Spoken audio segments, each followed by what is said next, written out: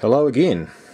It's been quite a while since I've done any videos or anything on my old TVs. Just running a business from home. A little sort of a look around the workshop. As you can see, I've got plenty of things to get on with.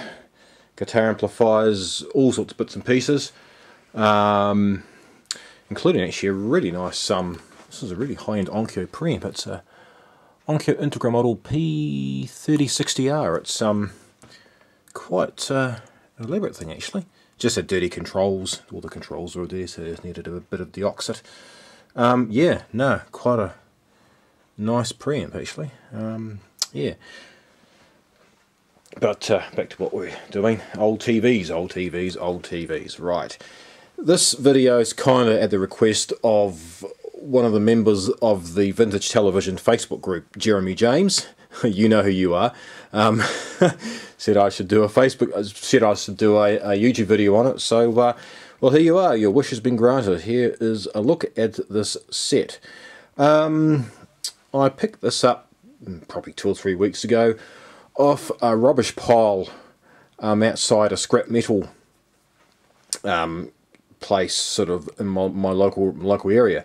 I was just driving past. I just happened to look in the gate as I was driving past, and there's a great big pile of modern plastic crap televisions. And this thing, being what it is, looking unusual, was pretty much on the top, sort of facing upwards. So I pulled over to the side of the road and sort of got out the car and looked, and it was around lunchtime. No, actually no one was around. They must have all been inside having their blooming cups of tea and their pies and things. And I just walked in there, picked the set up in my arms, and just walked back out with it again and chucked it in my car. No one saw anything. No one even said, "Hey, what are you doing?" So bugger them. So I basically swiped it. Not that the guys probably give a toss anyway. I just was in the mood of being a bit sneaky. So yeah, so this is how I came to rescue this thing from obviously a certain demise. It has spent a lot of time outside. Unfortunately, the cabinet has sort of suffered a bit. Yeah, as you can see, the cabinet's pretty much stuck. You could probably glue it and clamp it and brace it all back together, but actually depends whether this thing even goes. Bit of damage there. So, you know, actually, I know this would have been absolutely mint when it was dropped off there, because you know, it's all amazingly, the front's not marked or scratched or anything. There's a couple of little marks there, but it's a bit of a shame that these two here, the two knobs are broken off, but you can actually still turn them.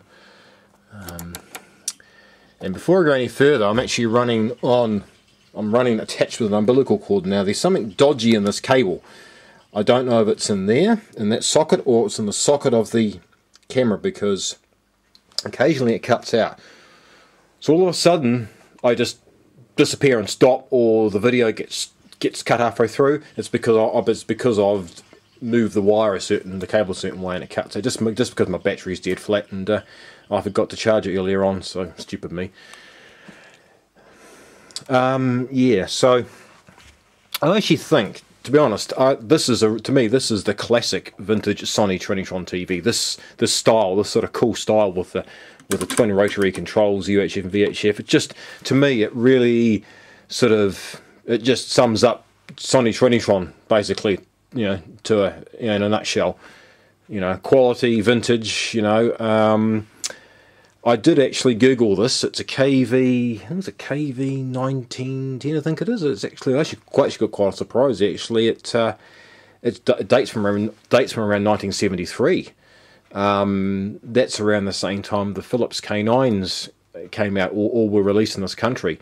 This definitely would have been an import of some kind. It wouldn't have been sold here, I highly doubt. Well, it may have been, I don't know. But yeah, I mean, this is the only... Oh, actually, I lie. I have got an 80s Sony Trinitron in the other room. If I didn't have to rely on battery power, I could actually go and show it to you. It's an 80s one. Looks like this, but it's bigger. But this is the oldest Sony Trinitron colour set I've actually got in my collection at this stage. And to be quite honest, guys, I do not need any more TVs. I am on TV overload.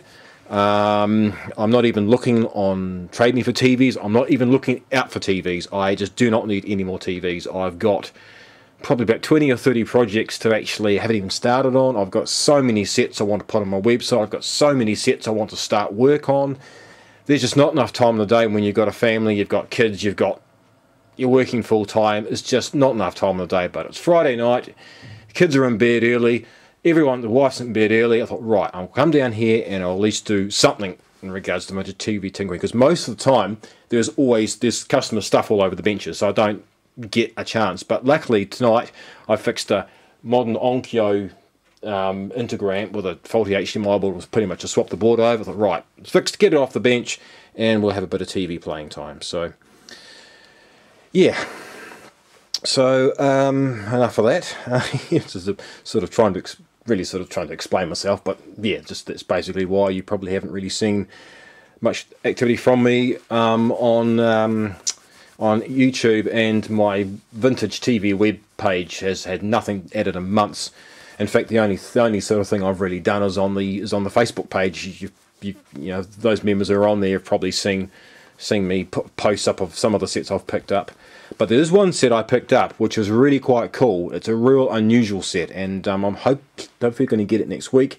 And here I was saying I didn't want any more TVs, but this one I couldn't walk past. So if you're on the Vintage TV Facebook page, keep an eye out for it, because I'll probably put a couple of photos on it there anyway. So yeah, going back to this. So yeah, the cabinet's pretty much rolled, bowled and arseholed. That seems to work, but this, to me, it's... Ooh, to me that feels rather seized. I would have thought going to U on there, it might have actually have, yeah, nah, that's not right. That should be, and this doesn't pull out, or the whole thing comes out. Yeah, no, it's got no screws in it either. This is basically how I got it. I just picked it up and took it away. Yeah, that should be turning, and it's not. It's probably the grease or something is seized in the shaft. So, yeah. Alright, well, I will, I'll just put this, I'll swing it around anyway, and then I'll put the camera down, and quite neat little grey panels at the side. So what have we got? Okay, sorry, I tell a lie, it's a KV-1310ES, sorry. So ES means it'd be European, so this has probably come from, Europe or something, I'd say. Interesting though, made in Singapore under license from Sony Culture. Actually made in Singapore. We actually would have thought it would have been made in Japan back then, but oh, I guess that was the start. That was the start of the rot, I suppose, in some ways. Made under license in other countries, and then now you know, and of course you all remember the Chinese-made TVs. Well, the first of the Chinese-made TVs, how crap they were. You know, and some of the other Sony sets made in Taiwan and Malaysia and all that sort of thing. And yes, I guess this is the start of it, manufacturing these sets in other countries. Again, I could be wrong there, but as you all know, that everything's bloody made in China these days. I guarantee this camera, is this camera made in China? I'm just having a look. I don't know if it's made in China. This camera doesn't actually say. Oh, made in Indonesia. There you go. Close enough. Yeah, so we've got all your controls, horizontal centering size and vertical size, and we've got the screen and one up here that's probably contrast, I'm assuming. I don't know, it will be contrast. It might be AGC or something. AGC or maybe vertical hold, probably. I don't quite know. What I quite like about it is when you pull the back off, the actual... Oh, no, I can't get the back off now. Oh, you swine.